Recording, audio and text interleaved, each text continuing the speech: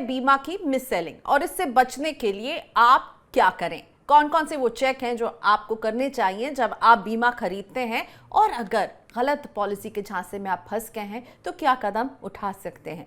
आज बीमा के फ्रंट पर आपको फाइनेंशियली अवेयर बनाने के लिए मेरे साथ जुड़े मनी मंत्रा के फाउंडर वीरल Bhatt. Thank you so much वीरल, आज आपने वक्त निकाला। तो आपने क्या देखा है वीरल, बीमा जब बेचा जाता है तो किस किस तरह से झूठ बोला जाता है? मैं चाहती हूँ कि आप सबसे पहले तो लोगों को अलर्ट करें, वो बहाने जो आपने देखा है बना करके बीमा जो है थोप दिया जाता है। प्रियंका, शो में बुलाने के लिए। प्रियंका, ये इंश्योरेंस मिस सेलिंग, बीमा की जो मिस सेलिंग है, काफी सालों से चल रही है। कहीं ना कहीं तरीके से कुछ ना कुछ बोलकर, मिस इंफॉर्मेशन देकर मिस सेल किया जाता है। तो यहाँ पे मैं आज दर्शकों को कुछ ऐसी बातें बताना चाहूंगा जहां से वो जो सोर्स कह सकते हैं, जहां से ये सारी चीजें हो रही है। राइट। तो सबसे पहली बात यह है कि जनरली ये बैंकों में देखा गया है प्रियंका की, बैंक वाले जो रिलेशनशिप मैनेजर होते हैं, या तो जैसे ही आप बैंक में एंटर करते हैं तो आपको वो लोग ऐसे बोल सकते हैं कि एक सिंगल प्रीमियम पॉलिसी होती है। तो एफडी की तरह, फिक्स डिपॉजिट की तरह आपको एक ही बार प्रीमियम भरना है, और ये आपका उसका एक लॉक इन होगा, 1 या 2 साल या 3 साल, और फिर आपको उसको मैच्योर करके आपको वापस मिल जाएगा। तो ये एक बैंक वाले जो है, बैंकों में ऐसे अनुमान देखा गया है कि वो लोग ये मिससोल्ड करते हैं एफडी के नाम पर। और जब भी रिन्यूअल आता है तभी समझ में आता है जो पॉलिसी होल्डर होता है कि ये तो कोई एफडी नहीं है, बट ये तो मैंने इंश्योरेंस, मुझे गलत तरीके से लिखा गया है। दूसरी चीज, इंटरेस्ट फ्री लोन, यानी ये एक ऐसा भी देखा गया है कि कुछ कुछ जगह पे बैंक में ऐसा होता है कि वो लोग लोन के नाम पे, इंटरेस्ट फ्री लोन के नाम पे पॉलिसी को सोल्ड कर देते हैं, सेल कर देते हैं, और फिर पता चलता है कि ये इसमें कोई ऐसा इंटरेस्ट फ्री लोन नहीं था। तो चारों ओर से पॉलिसी होल्डर जो है वो फंस जाते हैं। फिर ये एक टेलीकॉलिंग, इंश्योरेंस में टेलीकॉलिंग बहुत ही ज्यादा होते हैं। कॉल्स बहुत सारे आते हैं हमको इंश्योरेंस बेचने के लिए, लेने के लिए, खरीदने के लिए। वहां पे एक अनुमान काफी सालों से ये एक देखा गया है, और एक कुछ इंश्योरेंस कंपनी का नाम दिया जाएगा और आपको बोला जाएगा कि बोनस, आपका जो एक पॉलिसी चल रही थी कुछ सालों से, उसका जो बोनस है वो आपको पेड नहीं हुआ है। तो आपको एक लिंक भेजेंगे हम, उसमें आपको कुछ भुगतान करना पड़ेगा, पेमेंट करना पड़ेगा, और उसके बाद आपका जो बोनस है, एक्यूमुलेटेड जो बोनस है, वो आपको पे कर दिया जाएगा। तो ये राइट। भी एक बहुत ही बड़ा फ्रॉड है as far as insurance selling में।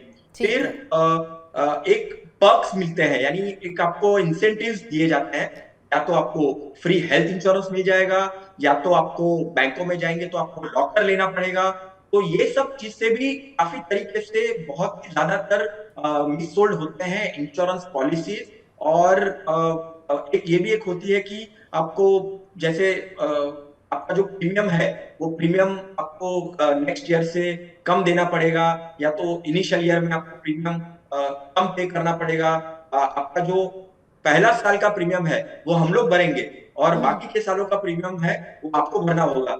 ऐसे कुछ ऐसी बातों को लेकर बहुत ही ज्यादा मिससेलिंग हो रही है काफी हम्म। कुछ सालों से। तो ये कुछ बातें हैं, लोगों को ध्यान में रखनी चाहिए। ये ऐसी जो भी बातें हैं जो मैंने आपको अभी इनसे बताई। दूर रहिए। बीमा यस। बेसिकली आपको अपने रिस्क कवर करने के लिए लेना है, जीवन का रिस्क हो, अगर आप बीमार पड़ेंगे तो उसमें आपको स्वास्थ्य के जो खर्चे होंगे उसमें मदद करने के लिए, ना कि वो आपको बोनस दिलवाएगा, ना कि वो आपको इंटरेस्ट फ्री लोन दिलवाएगा, ना कि वो सिंगल प्रीमियम होगा और आपको एफडी का बेनिफिट दिलवाएगा, ना आपको कोई पर्क्स दिलवाएगा। तो इनसे दूर रहिए।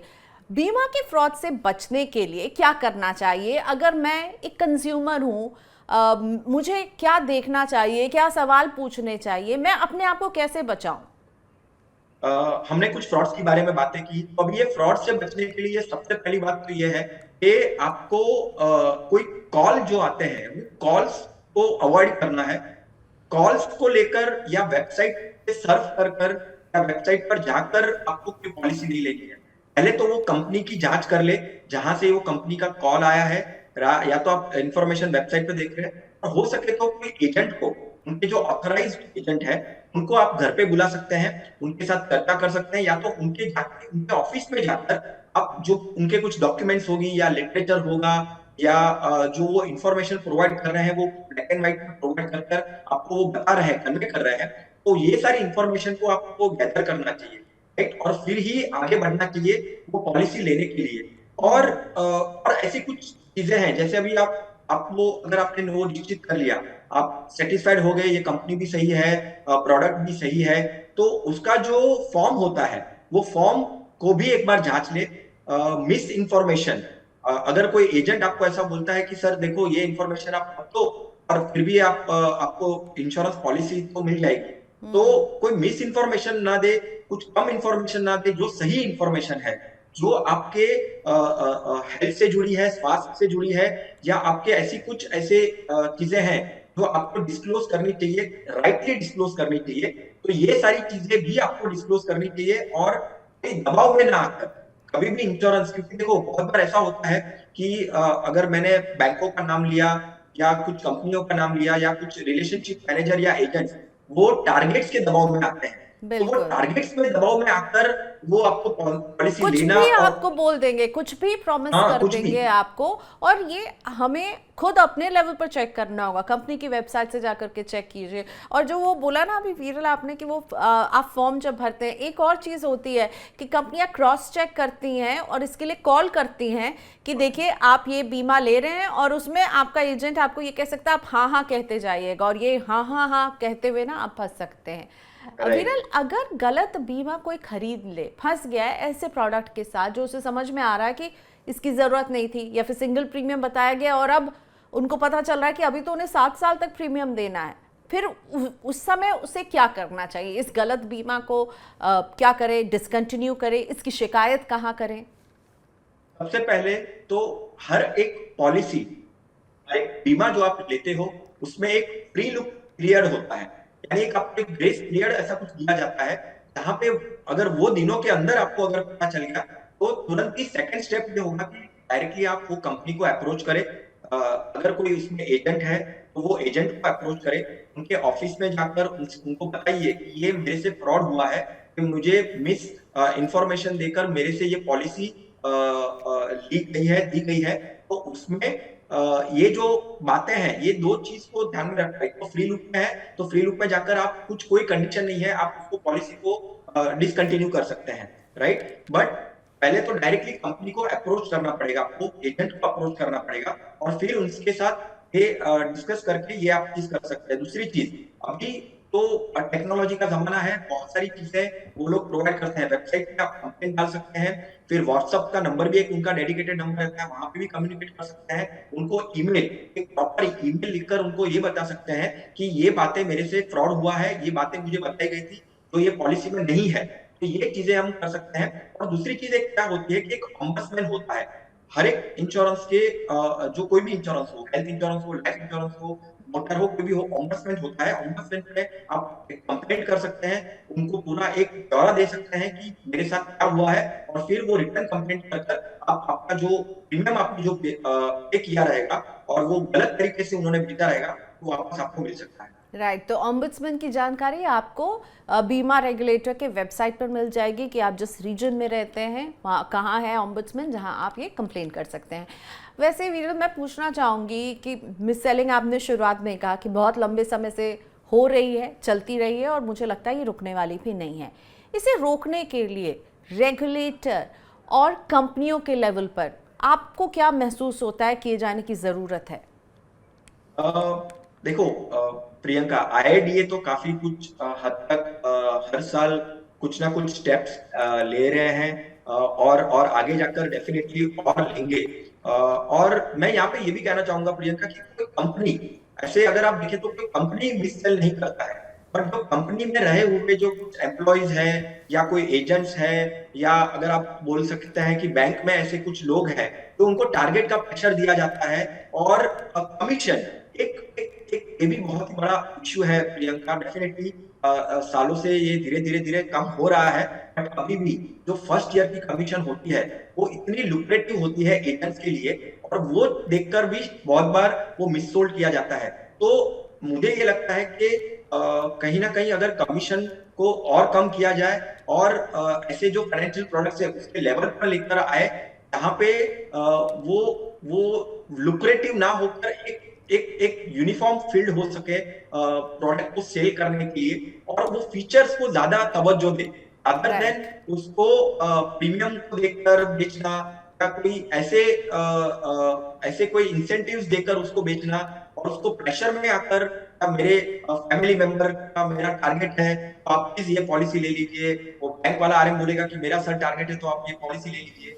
तो ये कुछ ऐसे इनिशिएटिव्स हैं जो आईआईडीए को और वो कंपनी को लेने चाहिए कि ये सबसे दूर रहकर एक सही तरीके से सही इंफॉर्मेशन देकर वो पॉलिसी को बेचा जा सकता है। बिल्कुल राइटली सेड, एक यूनिफॉर्मिटी अगर आ जाए तब बहुत ही अच्छा होगा। और याद रहे कि एजेंट्स जो आपको बेचते हैं उनको अपफ्रंट में ना बहुत मोटा कमीशन मिल जाता है, फिर उन्हें ये परवाह नहीं कि आप दूसरा प्रीमियम देंगे या नहीं देंगे, तीसरा प्रीमियम देंगे या नहीं देंगे, आप एक दे देंगे, दूसरा थक हार के दे देंगे और तीसरे में शायद डिसकंटिन्यू कर लेंगे। तो इसीलिए जस्ट बी वेरी केयरफुल, यही हम मैसेज आज देना चाह रहे हैं अपनी इस बातचीत से। वीरेन, कुछ सवाल अब आपके सामने लेकर आते हैं, केवल बीमा से ही नहीं, निवेश से जुड़ा हुआ भी सवाल है। आनंद शर्मा का सवाल आपके सामने रखते हैं। आनंद पूछ रहे हैं कि बच्चे के नाम पर मैं म्यूचुअल फंड में निवेश करना चाहता हूं, बच्चे के नाम से किस तरह के म्यूचुअल फंड में निवेश करने की आप सलाह दे रहते हैं? As far as mutual fund और वो भी माइनर के नाम पे, बच्चों के नाम पे अगर आपको करना है तो डेफिनेटली आप कर सकते हैं। जो भी गार्डियन रहते हैं वो केवाईसी कंप्लायंट होने चाहिए, और उसमें दो इंपॉर्टेंट पॉइंट है वो जो ध्यान रखने चाहिए। एक तो है एज प्रूफ, तो वो माइनर का एज प्रूफ लगेगा आपको, कोई भी गवर्नमेंट इश्यूड प्रूफ हो सकता है या स्कूल का सर्टिफिकेट हो सकता है, या तो फिर और दूसरी चीज, इन्वेस्टमेंट का जो सोर्स बैंक अकाउंट है वो it needs to be in the name of minor, या तो गार्डियन के नाम पे ही होगा तो ही आप इन्वेस्टमेंट कर सकते हैं। तो गार्डियन का अकाउंट के साथ वो जॉइंट वाला जो अकाउंट है, हालांकि इसमें कोई जॉइंट होल्डर नहीं हो सकता माइनर, बट साथ में जो गार्डियन है उसका बैंक अकाउंट कंपलसरी है। और यहाँ पे प्रियंका मैं कुछ एक प्रॉस एंड कॉन्स बताना चाहूंगा। डेफिनेटली पेरेंट और गार्डियन के पॉइंट ऑफ व्यू से एक डिसिप्लिन का तरीका है ये चाइल्ड के नाम पर करना, तो डेफिनेटली काफी अच्छी स्ट्रेटेजी हो सकती है इन्वेस्टमेंट के पॉइंट ऑफ व्यू से। बट यहाँ पे ये ध्यान रखना बहुत ही जरूरी है कि 18 साल होने के बाद, ये कॉन्स में मैं इसको ले सकता हूँ कि ये 18 साल होने के बाद ये कंपलसरी जो माइनर जो है वो मेजर बन जाता है, तो जो पूरा नेम चेंज आपको करना पड़ेगा, माइनर टू मेजर का एक्टिविटी करना पड़ेगा, और फिर जो गार्डियन है वहां से वो हट जाएगा, और जो मेजर हुआ है उनके नाम का बैंक अकाउंट अपडेट कर, और डेफिनेटली अगर सेकंड होल्डर वहां पे आप जॉइंट होल्डर को ऐड कर सकते हैं, और वो मेजर जो पर्सन है, माइनर जो था वो मेजर बन चुका है, उसका नाम यानी चाइल्ड का नाम, और सेकंड होल्डर यानी जो जॉइंट होल्डर है वो गार्डियन या पेरेंट बन सकते हैं। Okay, so age proof important हो जाता है, और बच्चे के नाम पर बैंक अकाउंट होना चाहिए, और तीसरा 18 साल के होने पर आपको माइनर टू मेजर में उसे मूव करना होगा। जब बच्चे के लिए इस तरह से फंड कोई निवेश करना चाहता है बच्चे के नाम पर ही, तो किस तरह के फंड्स में आप निवेश करने की सलाह देते हैं वीरल? यस, मैं इस पे ही आने वाला था प्रियंका कि डेफिनेटली म्यूचुअल फंड, कोई भी म्यूचुअल फंड हो, आप वो म्यूचुअल फंड माइनर के नाम पे आप कर सकते हैं, पहली चीज। और दूसरी, एक स्पेशल सिचुएशन फंड करके एक कैटेगरी है म्यूचुअल फंड में, जहाँ पे कुछ चिल्ड्रन प्लान्स हैं, चिल्ड्रन फंड्स हैं, वो डेडिकेटेड जो चाइल्ड के नाम पर भी आप वहां पे भी कर सकते हैं। फोकस्ड रहता है कि उसमें इक्विटी डेट का कॉम्बिनेशन होता है, और डिफरेंट डिफरेंट ऑप्शंस भी उसके अंदर होते हैं। तो ये दो टाइप्स ऑफ म्यूचुअल फंड में आप डेफिनेटली जा सकते हैं। अपार्ट फ्रॉम दैट, एक सुकन्या समिति है जो गर्ल चाइल्ड के नाम पे भी अगर आपको करना है तो वो भी आप कर सकते हैं। इंश्योरेंस प्रोडक्ट्स भी कुछ होते हैं जो डेडिकेटेड टू, जो जैसे म्यूचुअल फंड में चाइल्ड के फंड होते हैं, वैसे ही वहां पे भी चाइल्ड के नाम पे आप पॉलिसीज ले सकते हैं। राइट। अगला सवाल पीयूष मखीजा का बहुत ही इंटरेस्टिंग है। पीयूष हमसे पूछ रहे हैं कि टर्म इंश्योरेंस प्लान की मैच्योरिटी पर क्या जो प्रीमियम अदा किया है वो वापस नहीं मिलता है, और ऐसे में क्या मुझे रिटर्न ऑफ प्रीमियम या नो कॉस्ट टर्म प्लान आजकल बहुत आ रहे हैं, ऐसा बीमा चुनना चाहिए जिसमें पैसा वापस मिल जाए? पीयूष को क्या कहना चाहेंगे?